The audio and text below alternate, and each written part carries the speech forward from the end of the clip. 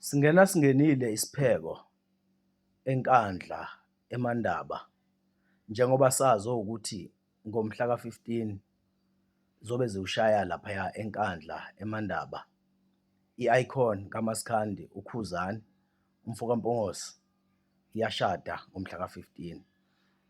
Bafowethu, nginombuzo la, angifuni nje ukukhuluma kakhulu kule video but nginombuzo. Kukutshelani lokhu okwenzakalayo? Wena olalele le video, kukutshelani lokhu okwenzakalayo? Njengoba uKhuzani ezoshada ngomhla ka-15, lento ewukuthi kungene isipheko ngale ndlela, sibone abantu abakhulu beletha isipheko laphayana eNkandla eMandaba. Kukutshelani lokhu okwenzakalayo ngoKhuzani? Kukutshelani? Engqondweni yakho mhlawumbe uKhuzani uwumuntu ongaphilisani nabantu, noma uKhuzani umuntu nje ophilisana nabantu, ozwana nabantu? Kukutshelani ngaye lokhu okwenzakalayo owukuthi isipheko singene kanje? Because iqiniso lithi since mina ngizokubeka ngami, ngimdala mangingaka, since ngazalwa angikaze ngiyibone lento engiyibona laphaya.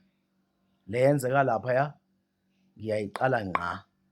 Hlezi abantu beshada, abantu abakhulu beshada, kodwa le yesipheko esikanje, ziy'nkomo ezingaka, ziy'klabhu, utshwala bemali ey'nkulu, angiyazi leya nto eyenzeka laphayana. Angiyazi leya nto, ngiyayiqala, iya-trend-a leya nto, ngiyayiqala man. Yabo loya mshado, umshado we-country man, angikaze ngiyibone leya nto. So kuwena kukutshelani ngoKhuzani? Kukutshelani? Kukutshela ukuthi uyaphila nabantu noma akaphili nabantu? Uwumuntu omncane noma uwumuntu omkhulu ngale ndlela okwenzeka ngayo? Ikutshelani leya nto ngoKhuzani mfo kaMpungose? Hheyi bafowethu, hhayi angikaze ngisibone mina isimanga esinjeya.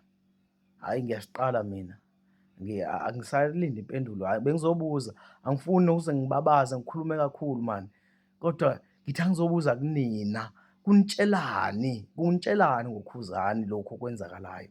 Kunitshelani bafowethu? Ngifuna umuntu abe honest, angayisebenzisi lento ewukuthi mina ngineqhawe, iqhawe lami ubani. So ngifuna nje umuntu o-honest, umuntu onganamona.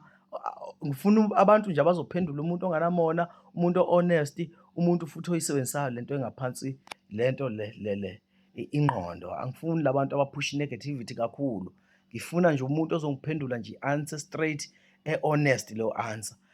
Kukutshelani lokhu ngoKhuzani? Nanko-ke umbuzo wami. Ngiyabonga ngenyanda kwethu.